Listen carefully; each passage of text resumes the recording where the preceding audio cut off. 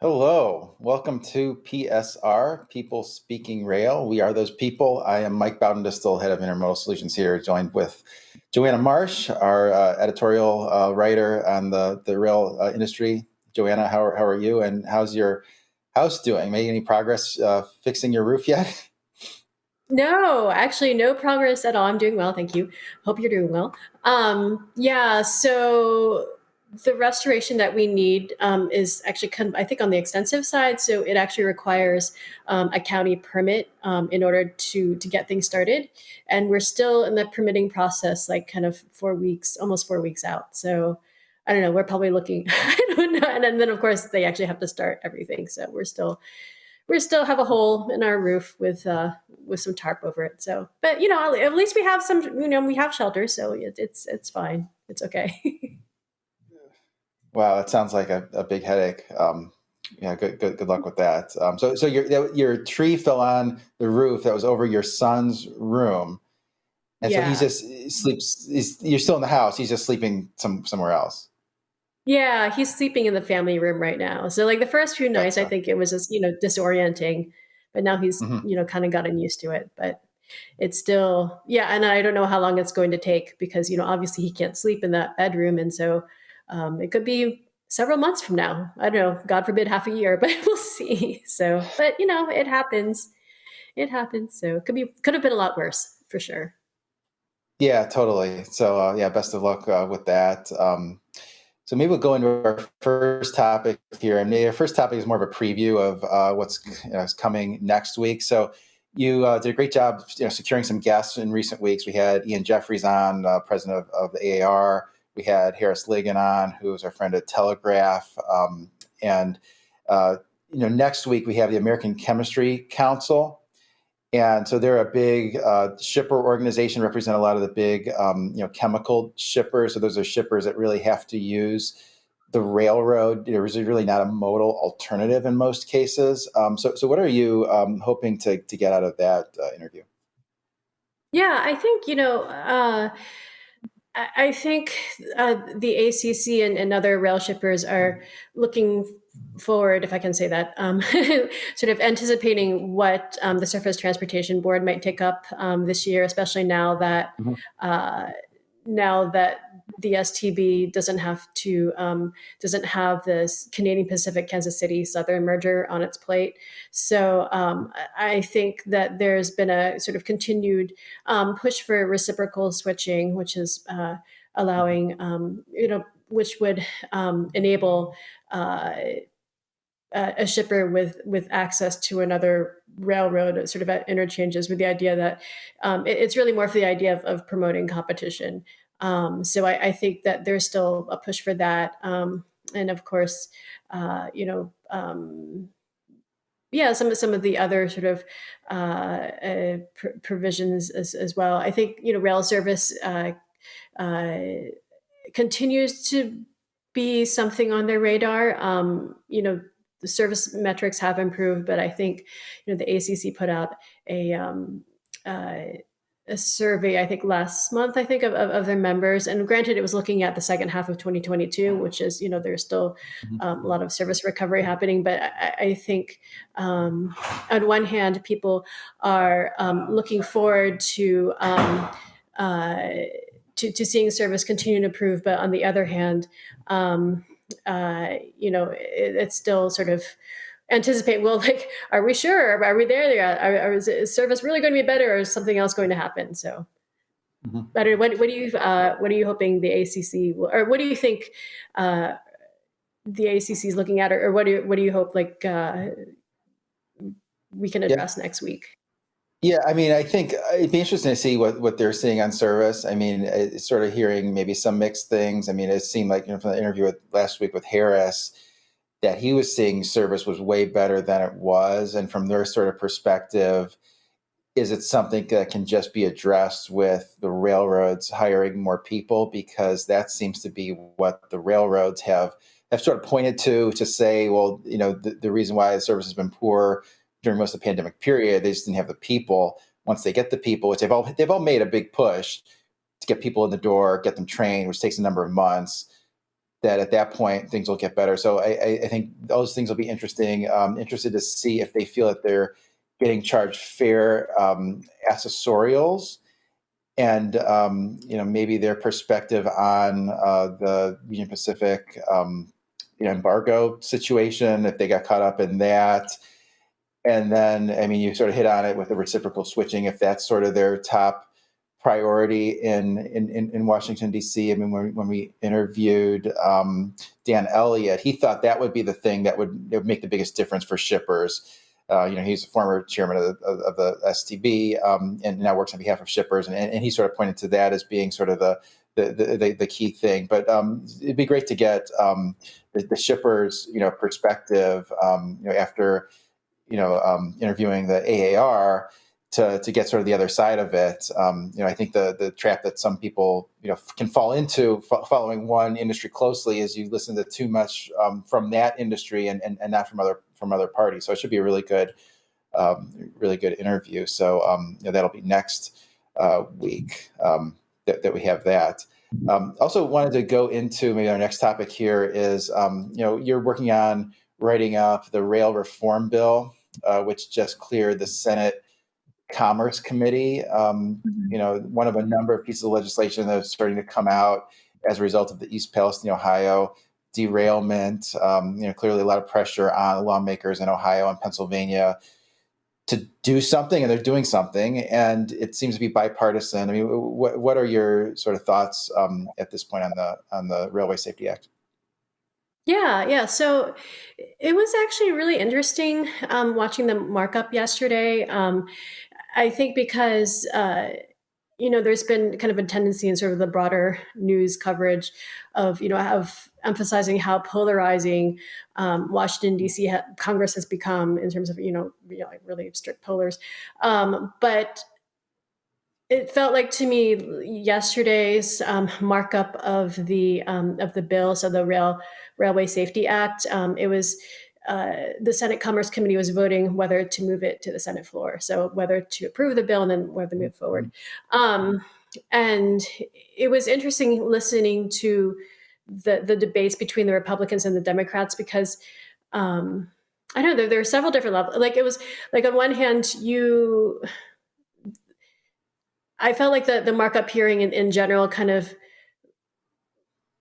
was representative of the more sort of traditional um, uh, process that happens in Congress in terms of like the give and take between parties, and so you kind of got to see the mechanisms kind of behind like how to move a bill forward in terms of like compromising and sort of adding things and deleting things and stuff like that.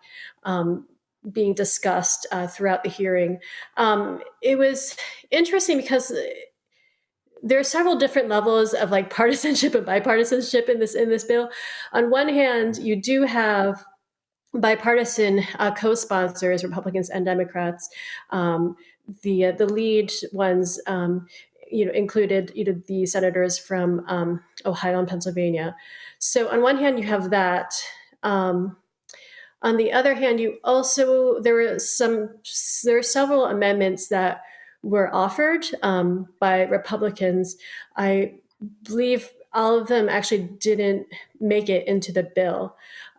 So you have, and those amendments went along more or less party lines. I think Senator J.D. Vance from Ohio voted, I think, with Democrats on some of the amendments. But so that was interesting because you did see the partisanship there. But then at another level,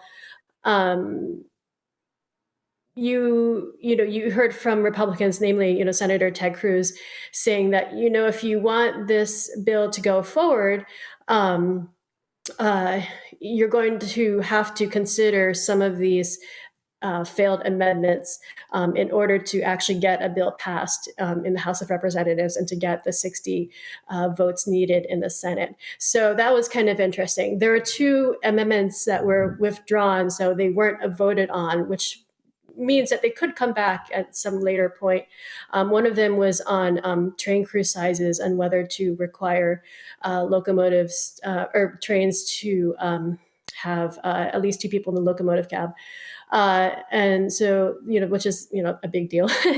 And let's see, I'm trying to remember what the other amendment was, but it's interesting because I think even though there is a bipartisan effort, and there's also actually a lot of talk about working with the rail industry and working with rail shippers on the bill, and so you kind of also got to see sort of the effects of lobbying, and it's interesting because people like to poo-poo lobbying on one hand, but on the other hand, senators and the staff of senators and House representatives, they can't know everything, and so that's where you bring in the lobbyists to sort of help work through things. And so there was a lot of talk about bringing in industry stakeholders into the to help figure out what to put in the bill.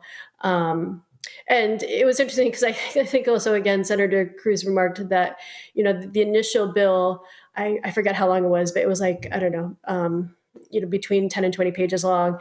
And then this latest bill is actually around 77 pages. So a lot of stuff has been added to it, which generally speaking, the Democrats support. Generally speaking, the Republicans are more wary of some of the provisions, not all, but some of them, like train crew size, although that was in the original bill. So that's my long spiel about the rail safety bill. Yeah, well, it makes a lot of sense. I guess so. The amendment, the amendment that was taken out was the crew sizes having to be at least two people, which has been sort of the hot topic. And it was, so the Republicans wanted to have the two-man crews in there, and the Democrats didn't.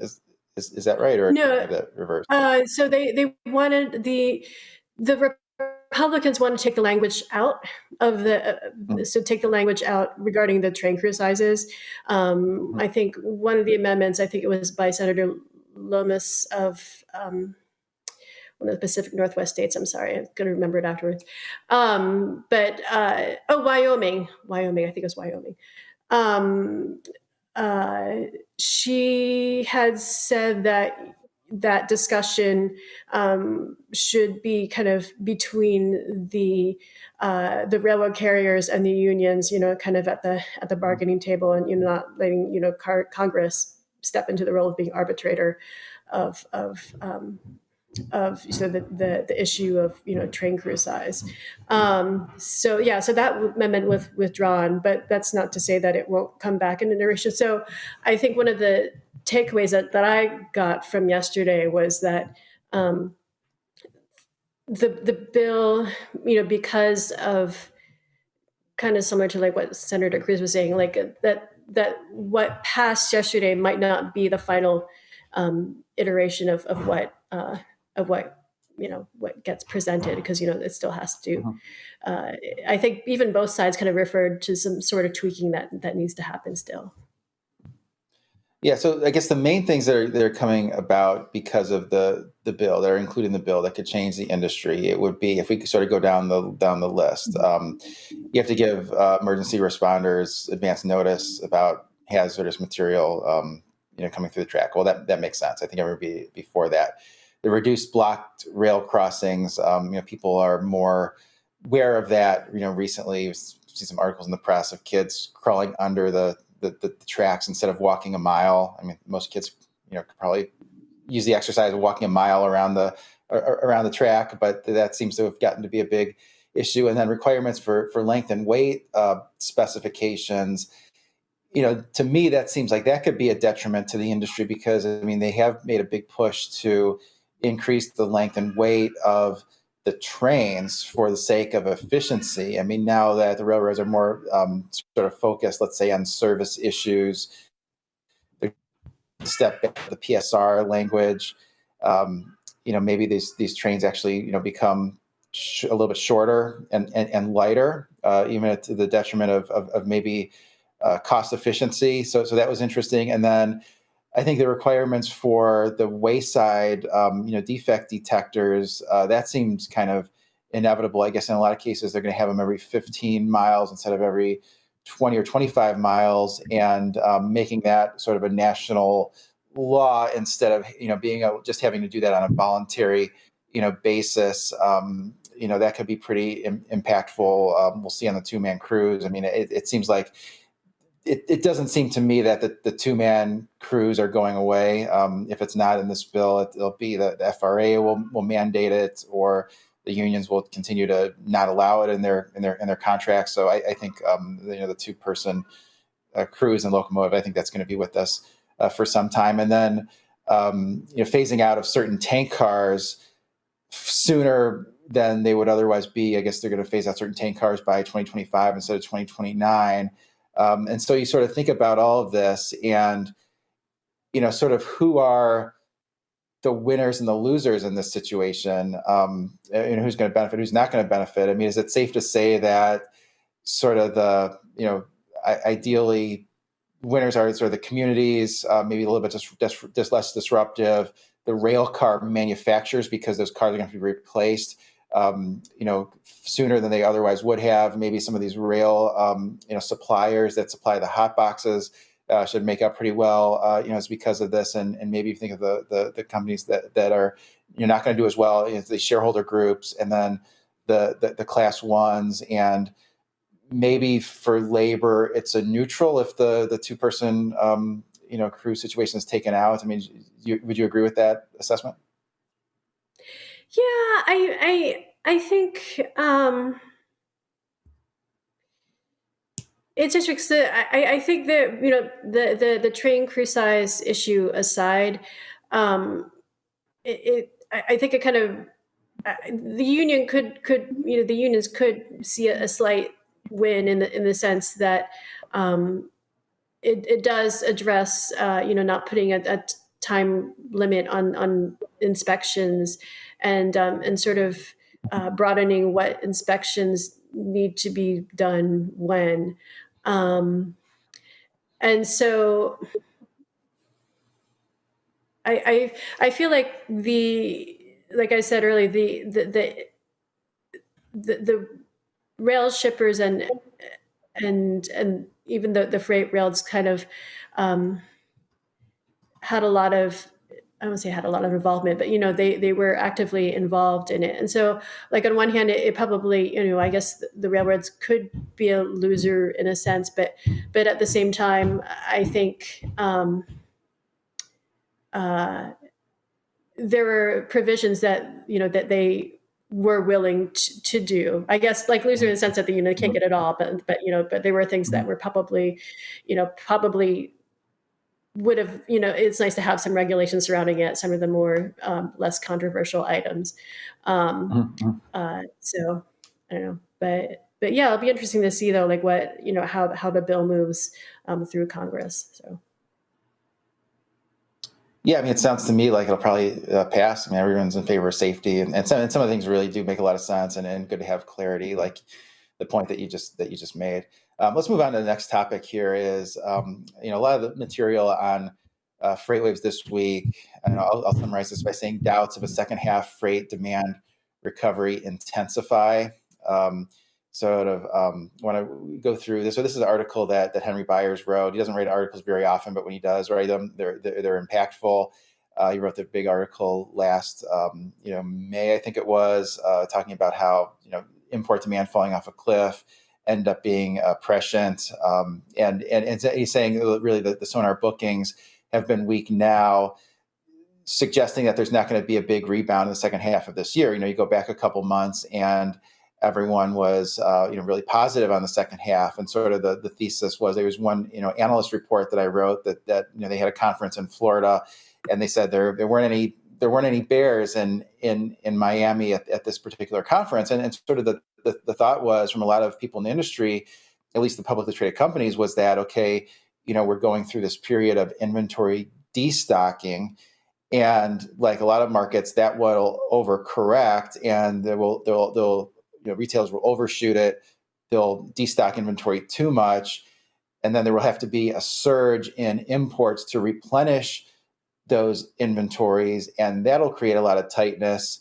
And from a demand perspective, meanwhile, the capacity will come out of the marketplace, and it'll create a lot of tightness. But as far as the demand indicators that we're seeing, not suggesting that to be the case. Lots of good material on FreightWaves.com, not just that article that Henry wrote. He's been on FreightWaves now a number of times this week. There's even a clip that's maybe 10 or 12 minutes with him and Greg Miller, who does the writing for the maritime industry, discussing what's happening on the ocean, and sort of what Greg added to the discussion is really some of the comments that have come out of the ocean carriers lately have maybe turned a little bit more bearish, including some of the companies that tend to be permabulls like Maersk. That tends to be one that says, okay, the stronger volumes are right around the corner.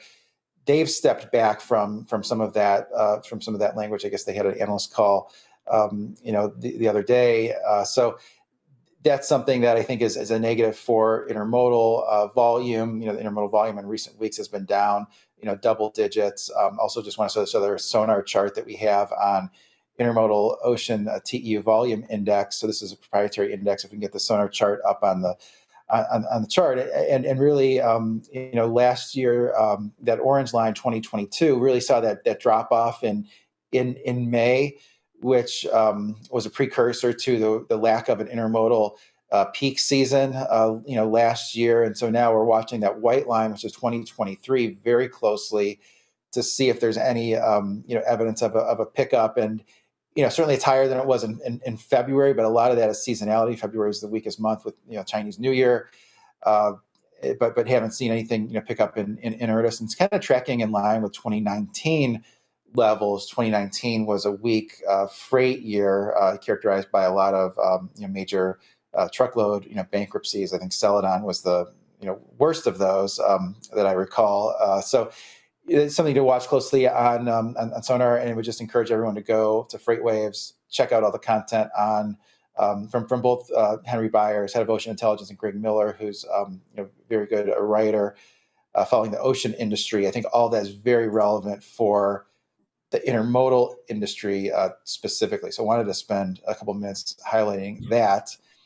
And then with our last about 3 minutes here, Joanna, wanted to ask you about the recent articles that you published on CARB, that's the California Air Resources Board, pushing to reduce locomotive emissions. We didn't have a chance to talk about this on the other shows. I think you did one on April 27th, another one on April 28th. What's happening with this? Yeah, so as you mentioned, the CARB voted to reduce locomotive emissions, sort of by they gave timelines in terms of when locomotive systems would have to be, I think, like zero emission locomotives. I think it would apply to all Class 1 railroads operating in California in 2035, and then to the short lines and the passenger rail by 2030. And so so the idea is that the CARB's argument was that now that we've reduced emissions by truck, rail emissions are more than what is emitted by trucks. So now let's go after rail emissions. So that was kind of the rationale for that rulemaking. And so they're concerned mostly about things like diesel, particulate matter, NOx, those things, not so much the carbon, at least, this organization. And then I guess one of the things is the locomotive operators, let's say Class 1 railroads, based on kind of it seems like a kind of sliding scale based on how much emissions they're producing, have to put a certain amount of money in a trust that would go towards purchasing cleaner locomotives. And I guess the thing I didn't understand from reading through the material on CARB is sort of the distinction that they make between the over the highway locomotives and the switcher locomotives. So are the electrification, are those centered around the switcher locomotives, where it seems like that would be more pragmatic, or are they also thinking that's going to be electric for the locomotives that run long haul. Yeah, I think they did say, the switcher locomotives would have to comply in 2030. And now I'm not sure, whether that's, what kind of locomotive technology will be involved with that, whether it'll be, more electric or well, obviously, I mean, they're trying to phase out diesel, right? So like, so I can say that the short line and the freight rail industry is kind of more concerned about, um, Mhm.